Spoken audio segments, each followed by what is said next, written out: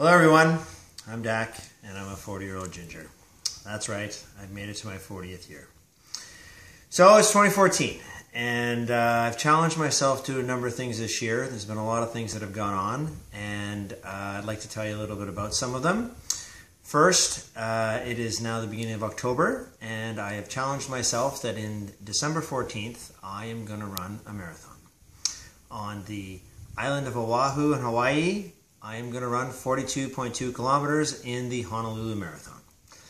Doing it for a number of reasons. I ran a marathon 5 years ago and I said to myself that I would run another one in 5 years when I'm 40, so I'm going to do it. I'm also doing it to lose a bit of weight, stay in shape, but more importantly, put it out there so that I can do it.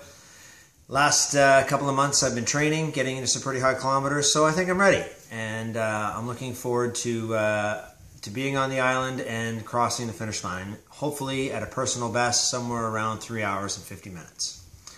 But that's just a small reason and a small challenge that I've put out to myself because there's two other bigger reasons I am doing this and why I'm talking to you today.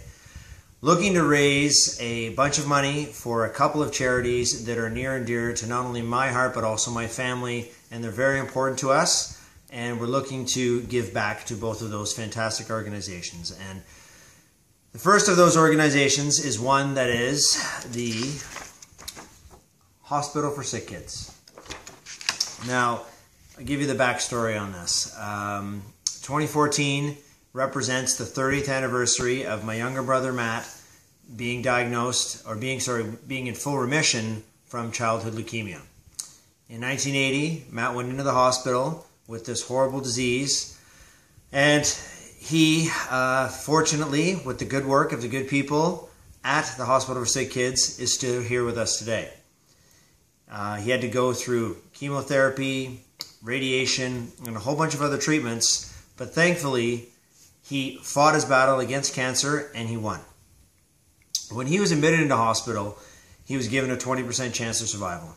It's amazing what 30 years of research can do, because a good friend of mine, Dennis, who is a roommate of mine at university, his son had the same affliction a couple of years ago, and they gave him an 80% chance of survival. So it just shows you what 30 plus years of research does, and happy to say that Dennis's son is in therapy and he's on his way to remission as well. So that is one of the reasons why we're doing this. Looking to raise money, what we can do, give a little back, because without them, there's no way that Matt would have been with us here today. So for half of the money that I raise during this campaign, Heslop's Cancer Crusade, is what we're going to call it, is going to go to the Hospital for Sick Kids. The second charity we've selected is one that is very near and dear to both my parents and my heart, and that is this place, Camp Ochagayas. Camp Ochagayas is a camp in northern Ontario that has been run since 1983, so they're just over 30 years old, and what they are is a complete hospital facility for kids dealing with cancer. When a child is diagnosed with cancer, they are basically in and out of hospital for a very long time. Sometimes it's 3, 4, 5 months at a time, and they're stuck in a hospital bed going through treatment. And that's not where kids are supposed to be, obviously. They're supposed to be out having fun and playing and being at camp. And it's very hard on families, and it's very hard on the individual that's going through the treatment because, you know, they don't feel like kids, and all of their friends are doing something different. And I'm going to try and get through this and share the story because it's something that is very special to my family and I, because when you're a child, you understand that, you know, your sibling has to go and the doctors have to fix him because he's sick. And you get that and you understand that and you hope and you look forward to him coming back.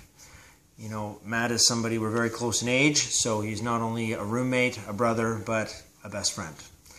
So when he left when I was about 6 and he went away, you know, I just hoped that he would come back. And Mom and Dad didn't take me to the hospital very much just because they knew it was going to be hard on me. So, and I understand that and get that. You know, but I look forward to the day that he was coming home. And I remember in the one spring, they said that Matt was coming home, and I was super excited. I'm looking forward to him coming back. And he did come back.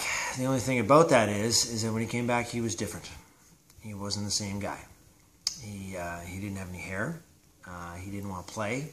And all he wanted to do was sleep all the time. So although they said that Matt was back, he really wasn't. He wasn't the same guy who left. Until Camp Leukemia. When Matt left for Camp Leukemia, I don't know what happened up there, but I guess he got his spirit back. He felt like he was a kid again, and he was around kids that were dealing through the same thing that he was dealing with. And that's really the magic of Camp Leukemia, is that it gives the kids their spirit back. There's a picture of Matt that I'd like to show you. This is him up at Camp Leukemia with one of the counselors. And this has been in my parents' basement for 30 plus years. And, you know, I remember when he came back from that week, he was back. And, you know, words can't describe what it meant for us to feel that not only was he going to be healthy, but he was also going to grow up to be a normal person. And, you know, it's the work that they did up there was great, and it gave him his spirit back. So the other half of the funds are going to go to that, to Camp Leukemia. So really hoping that we can raise a bunch of money for both of these great charities and make a difference. We've also got a couple of challenges I'm going to throw out. No idea how much money we're going to raise. I've set up a website, which you'll see that you can go and donate.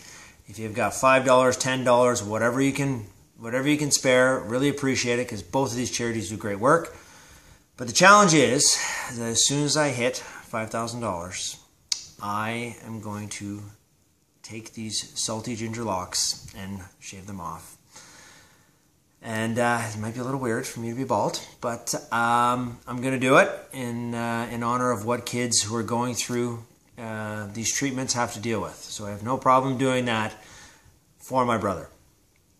And secondly, whatever we raise, I've talked to Mom and Dad, and we've agreed that we are going to match the total amount that we raise on this site.